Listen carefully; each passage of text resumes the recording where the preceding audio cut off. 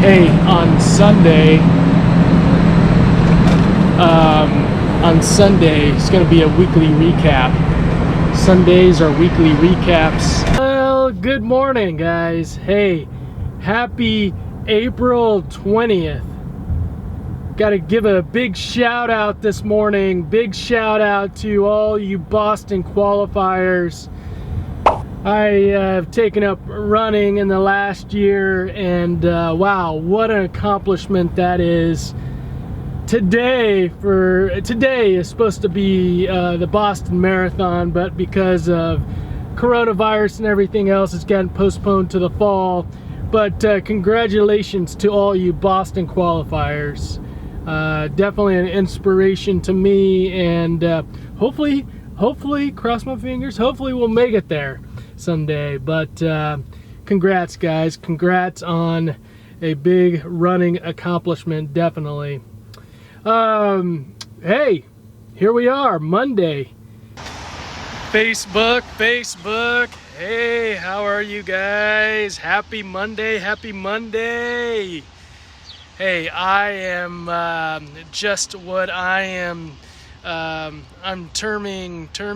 I am calling work gating. I'm work gating. Get it? Tailgating, and I'm working, so I'm work gating. That's the new term for what I'm going to be doing each morning. Guys, I am here at the filling station. What it's like, work gating. I closed the back of the car because it's a little chilly. I'm ready for it to warm up a little bit. But I'm just having lunch. Already had a tortilla with turkey and cheese and spicy mustard, and having some Pringles. The two concepts, and this is by Reed Wilson. The two concepts, guys, are that you got to embrace uncomfortability and uncertainty.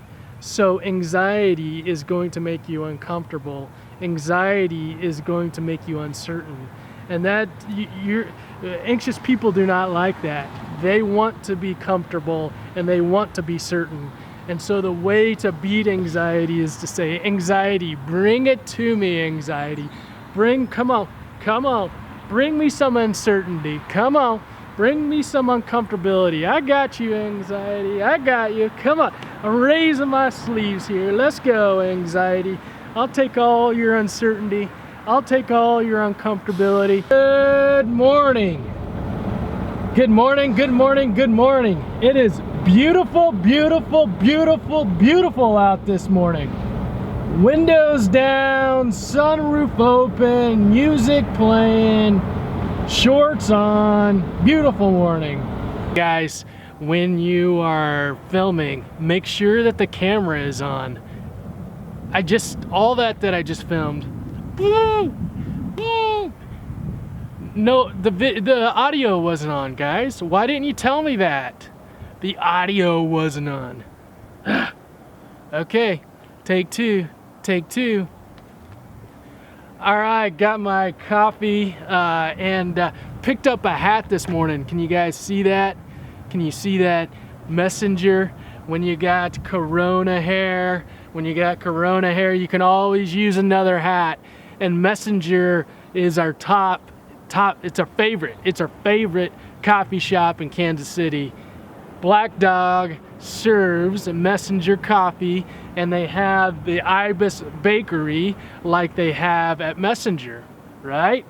Black Dog coffee, fantastic also, fantastic. You got to come here if you're ever in Lenexa, Kansas. That's right, Kansas.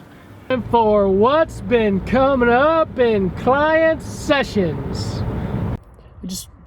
My point is, what's been coming up in client sessions is, let's put in the work to be happy. Put in the work to you, right? Put in that work. And then once you put in your work for you, then the other parts start coming. Put in the work, guys. Let's put in the work. If you're an anxious parent, or if you got a kid that's anxious, then we would consider you an anxious parent, that I would encourage you to go to our class or attend our class this weekend. We're going to talk about several things in that class. It's 1 hour. It's live online. So the class is, you can see me and you can see my screen, but I can't see you, and you can't see anyone else, right? So it's basically like a webinar. We're going to talk about the first half. We're going to just talk about how your child potentially sees anxiety through a cognitive behavioral perspective. So I think it's really important for you just to be aware of what your anxious child is seeing. So cognitive behavioral therapy, we talk about thoughts, feelings, and behaviors. Those 3 things: thoughts, feelings, and behaviors. So we'll talk about that. And then the second half is for you as a parent. You as a parent, what? Good morning, guys. Woo, woo. Struggled to get out on this run this morning, but I'm getting it done. I'll tell you all the details on the way to Park Place today. Okay, hey, great run this morning. Great run. Really enjoyed it. Just one of those easy day runs, but it was not easy. To get out the door this morning. Check out this tweet that I tweeted out this morning about 3 a.m. I'll give you time to read it. I'll sit here and drive while you're reading it, okay? If you need to get a little closer to read it, go ahead, get a little closer. Yeah, that's right. I did get up at 3 a.m. to start editing the vlog. By choice, by the way. By choice. I did set my alarm. And the reason for it, guys, is that I have really enjoyed filming the vlog during the day and having the full day and not having to worry about the edit and then have to kind of like figure out like how to schedule in clients and do all that. So I get the edit done really early in the morning of the vlog, and then I have the rest of my day. So something that my mind has just been stirring, and I'm still trying to get my mind around it, is kind of right now the situation that we're in with the coronavirus and just kind of the unknowns. It really kind of makes me think of this idea around the anxiety trick. I first read about this many years ago. I don't know, it's been 8 to 10 years ago. I got on David Carbonell's website, and I'll share a link to the page down below in the description. But the anxiety trick, he talks about the anxiety trick and just how anxiety tricks your mind and your body, and you think that you're unsafe, but you're really not. That your mind and your body trick you into thinking that you're in danger, and you're really not. And that's one of the big concepts with anxiety, is anxiety is there to protect you from danger.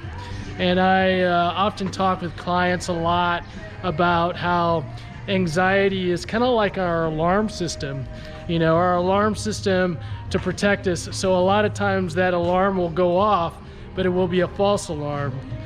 True alarms are when we are in danger, when there's like, if I was standing right. Guys, I wanted to just jump on real quick. I don't know if I'm going to have time to work gate today. I've got lots of clients today, but just wanted to jump on and kind of give you something this morning to think about. Part of why I am just so insistent on continuing to run, even though I've got so much going on, and I would encourage you to do some type of exercise. If it's not physical exercise, maybe to do some meditation or yoga, some type of mindfulness exercise, is because I just really believe in the power of connecting your mind and your body. Your mind and your body. I would like there to be a direct connection between the two, because when we get out in this crazy world, when we get out of this beautiful trail and we go into our lives and things start hitting us in various ways, our mind starts going in one direction and our body starts going in a direction. And I want them to go in the same direction. Cognitive behavioral therapy, your thoughts, your feelings, and your behaviors.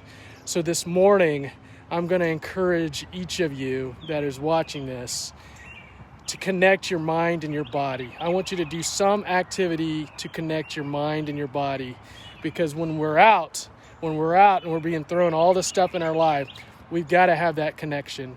What am I thinking? How am I thinking? What's going on in my mind? And how am I feeling? And so that's why I continue to run.